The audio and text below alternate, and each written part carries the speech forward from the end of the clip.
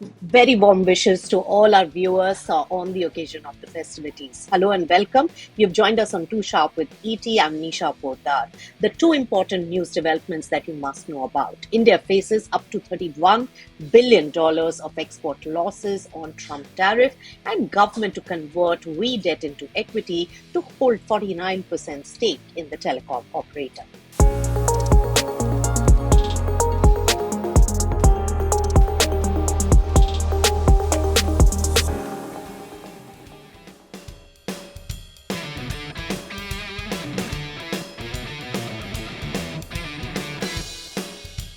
The United States is threatening reciprocal tariffs, which are starting from 2nd of April, and Indian exporters could lose up to $31 billion.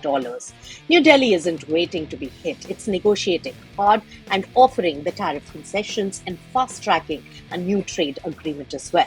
According to MK Research, if the US imposes a 25% tariff, India could lose $31 billion in exports or 0.16% of its GDP. Even a 10% tariff means $6 billion loss. So, which sectors are at risk? The exports like apparel, jewelry, and iron and steel are exposed. Sectors like pharma, auto parts, and electronics face lower but still real risks. The auto sector is especially nervous. Auto parts will be targeted by 3rd of May. India exports 56,000 crore rupees worth of these to the US every year. If this wasn't enough, Trump has also threatened to really impose tariffs on pharma, and India exports $8 billion worth of drug formulations and biologics to the US, and that was done in 2024. US also reportedly considering pharma tariff, which really could impact the generic drugs and also active ingredients. India's strength is low-cost generics may really help cushion this blow, but any pricing pressure could be serious. So how is India really responding to this? India is offering the tariff cuts on key exports like almonds, cranberries, walnuts, lentils, bourbon whiskey, but there's a red line. India has refused to cut duties on dairy, rice, maize, or wheat. Now, these are politically sensitive sectors. Energy is also now a trade lever. India is considering scrapping import taxes in US LNG to boost the energy ties and also to reduce its trade surplus. The US already supplies one-fourth of India's LNG, and India also has GAIL, which is negotiating long-term deals and may even invest in US gas plants. Now, behind all this is a much bigger goal, a new trade deal. And India, as well as the US, have agreed to sign a bilateral trade agreement in two phases.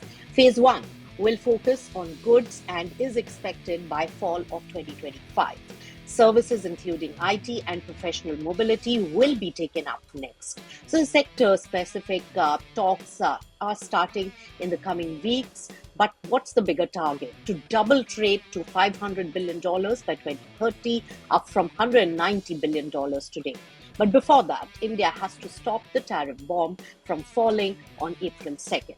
Will these last-minute talks really work? That's for another episode of Too Sharp. In an important corporate development for the day, the government's stake in Vodafone Idea RE is set to rise to nearly 49% after a share sale allotment worth 36,950 crore rupees. So what's behind this move? And is it the rescue plan? The Department of Investment and Public Asset Management, or DIPAM, confirms that the government will now own 48.99% stake of RE. Now, this follows the telecom company's conversion of dues into equities, clearing part of the AGR, that is adjusted gross revenue, and also the interest liabilities. This is not new investment. This is debt turning into shares. In 2022, Vodafone Idea opted to convert the interest on its dues worth about 16,133 crores into equity for the government. Now, with this latest move, total conversion now adds up to 36,950 crores. And that pushes the government's stake just shy of 49%. But what does this really mean for Vi's revival? Well, the government is now the single largest shareholder in this telecom major, but it has no intention of managing the company. In fact, Deepam also clarified that the shares will be treated as non-government holding for regulatory purposes. Now, this is crucial. It ensures Vodafone Idea won't be classified as a public sector company. So, what's the next plan of action for Vi? Well, the company still needs to raise fresh capital from external investors. Its 4G rollout is behind its peers and 5G rollout is still nascent. Analysts say that the government's take buy time for the company but not survival essentially. That depends on how quickly Vi can pull in new funding and also fix its network. Stock will be on focus on Tuesday. With that, it's a wrap. Thanks so much.